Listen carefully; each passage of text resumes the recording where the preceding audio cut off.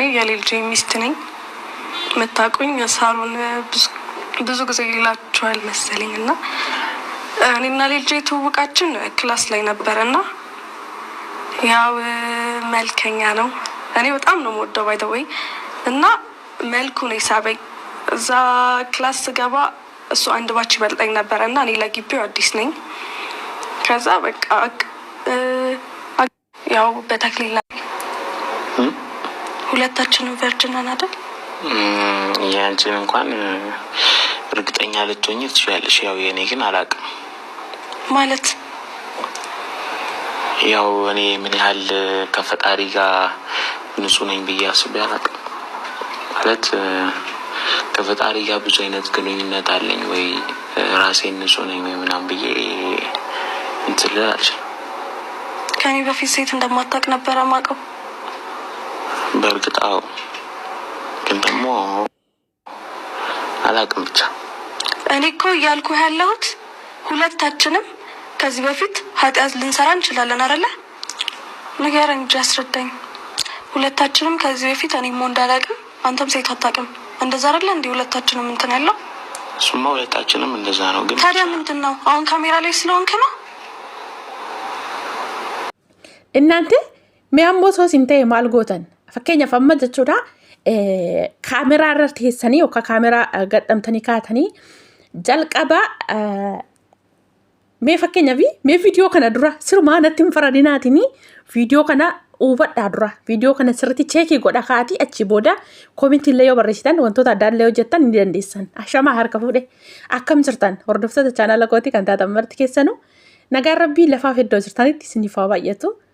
Akkam turtan akkam saa kana keessan aan obboleetiin keessan nagaa guuturraa faa qaba nageenya na bukkee ture isin birallee ajiraatu isiniin jecha namoonni channel kana faraataatan subscribe like gochuudhaan maatii keenyatti dabalama. Kan maatii koo turtan immoo hanga yoonaa yaadawwan garaagaraatiin na deeggaraa turtan galatoomaa galata guddaa na biraa qabdan isiniin jechuu jaalladha. Egaa viidiyoo kanarratti maaliif viidiyoo kana eessaa fidde har'aa jechuun keessan hin oolu wanta akkan irraa baradhe. Kanaaf waan ani irraa hubadhe sana immoo isiniif qooduu barbaade tanani. Innis maalidha? Jarri kun lamaani akkuma isheen jettee saafniitii na fakkaatu jetteerti. Aniif inni abbaa manaaf haadha manaatii jettee haa ta'u bareedadha. Waaqayyo walitti sana haa horsiisu. Wanti nanichi keessatti sa'aatii sanatti kolfannatti dhagahame dhugaa maal kofaltee akkamitti kolfisitti dhagahame jechuun keessan hin oolu. Aniif inni mana barumsaati qabneet jalqabumaa qabnee wal beeknaa. Achumaan jaalallinatu jaalalaan qabame moo natu isa jaalate jettee baay'een jaaladha jetteerti. Jaaladhu jaalalli si jammar ijaan qabu. Beekamaadha kuni maaliif jette immoo hin jedhina osoo ofii keessanii hubattanii osuma argaa jirtanuu natti immoo hin faradina. Jaalalli ijaan qabu sirumaa maaliif kanaaf jaalalli nama fayyaa jaamaa godha akkasumas immootu fayyaa dhukkubsataa taasisaa inni jedhan suni sirriidha. Jaalalli ijaan qabu lafuma kamittuu jechuudha. Suni bareedadha waaqayyo walitti sana horsiisu. Innaa maaltu akkanirraa dubbadhu na taasise beektu? Aniif inni amma karaa mana amantaatiin wal fuudhuuf jirra. Jettee achi kaateeti achitti garagartee mitiiree nuti qulqulluudha jechuun hin oolu na fakkaata. Kiwwu jedhee sirumaa garagaree fuula ishee keessa ilaale achitti dubbiin kan na ajaa'ibee jechuudha. Maaliif inni isin na ajaa'ibe? Nuti shamarran jechuudha gizee tokko tokko dhiirri gizee baay'ee jechuudha. Isin dura ani fakkeenyaaf amma gaafa jaalala isiniif dhiyeessu wal jaalattanii jirtan tokko gaafa jaalalatti galuuf jirtan tokko ani si malee si dura nama tokkoyyuu hin beeku shamara takkayyuu hin beeku isiniin jechuu danda'a. Ijoollee hedduun bakka kanatti ni shawwadamtan. Abadan nama dhiira ta'ee waan akkasii isiniin jedhee akka gama goottani dhiira kamiyyuu namanu hin beeku. Ilaalcha kan keessan garuu ani dhiira siniif akka katu waaqaf lafa bu'ee jalqaba sinii alatti nama biraa hin beeku jechuu danda'a. Garuu inni sa'aatii sanatti akka isin hin dhabne si'i nama jaalate sana akka hin dhabneef osoo wanti inni jechaa jiru sun akka waaqa walitti isa buusu beeku hin jedha nan beekaani kana akka isin hin dhabneef jechuudha. Kanaaf tarii hoggas akkas jechuun hin oolu amma maal jedheeni karaa mana amantaatiin wal fuudhuuf jirra gaafa isheen jettuuni ay ati qulqulluu ta'uu kee ofitti of amanuu dandeessa. Kan koo garuu ani of amanuu hin danda'u.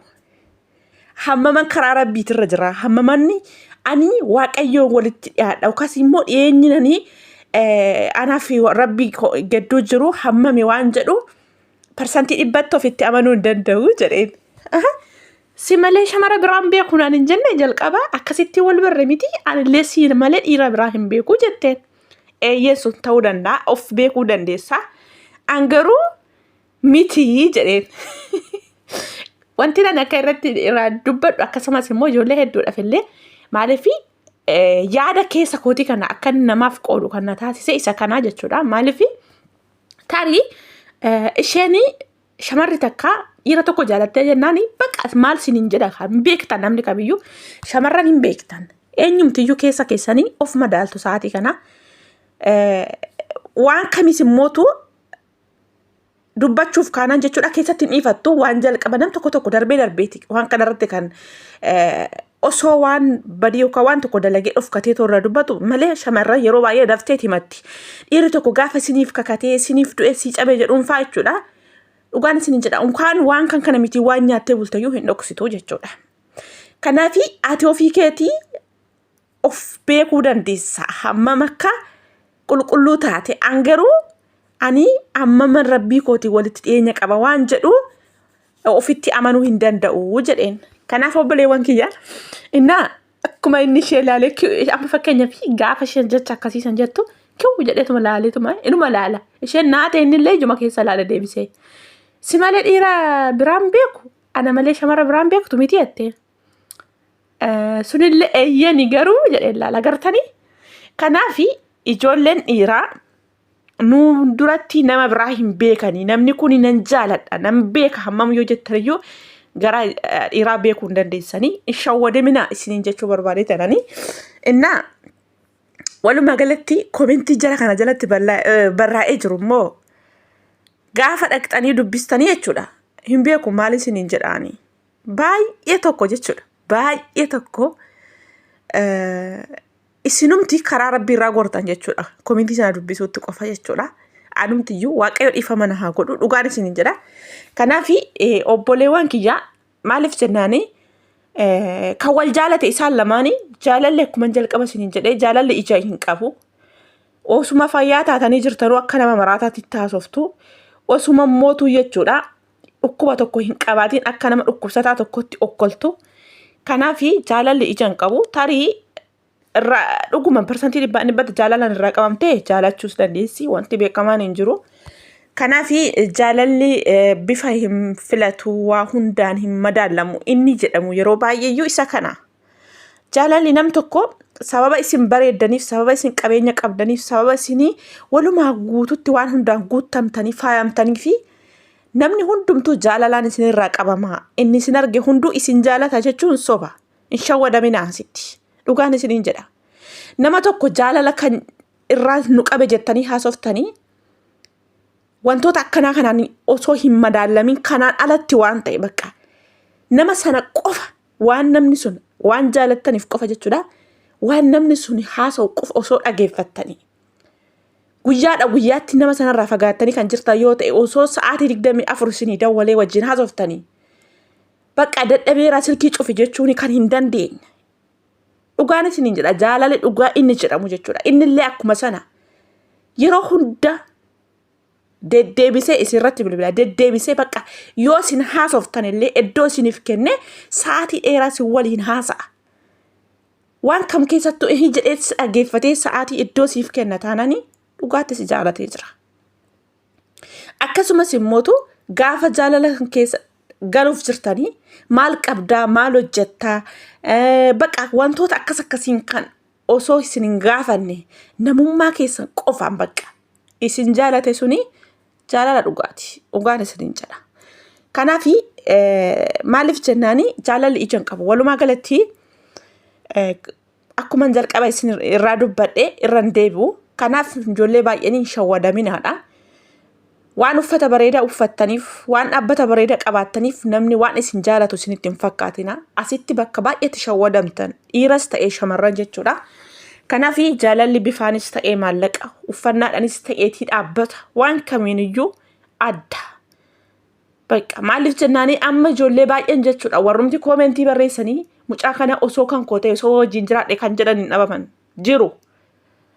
Kanaafi mucayyoon kuni jaalatteerti egaa jaalattee wajjinaa jiraattu isheetu jaalatee isinii miti waaqayyo walitti isaan haa horsiisu xiqqoo isheenii bakki inni itti desna jedhe dhugaa dubbachuu isaasanii maaliif jennaani fakkeenyaaf amma isheenii ani finni karaa mana amantaa wal fuudhuuf jirra karaa mana amantaa gaa'ela godhachuuf jirra gaafa isheen jettu ati ofii keetitti amanamummaa keessa kee jiru beekuu dandeessa angaruu miti jedheen dhugaa isaa dubbate waaqayyoolleen maaf balleessite isiniin jedhu isa balleessite laphee qulqulluudhaan dhugaa dubbadhuuti dhiifama jedhi jedha. Kanaafi inni dhugaa dubbatanii lafa aduun itti buluu waanuma jiru. Innaa obboleewwan kiyyaa ijoollee baay'eenii bakka tantanatti dubbiin tun ija qabdi.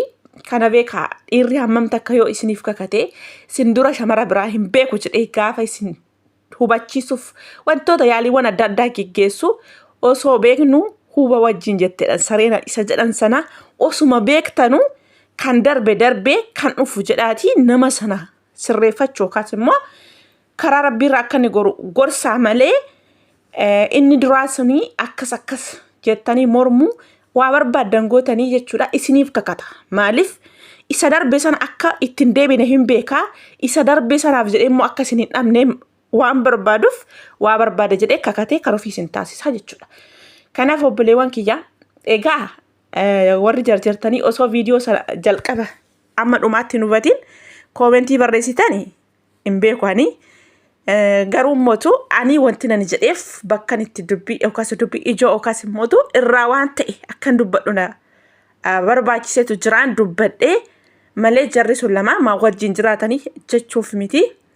Kanaaf kana wal qabatee namoonni yaada balbalaa qabdan koomentii jalatti naa barreessaa. Hanga viidiyoo biraa walitti deemnutti turtii gaariin isiniin jedhaa nagaan naaf tura.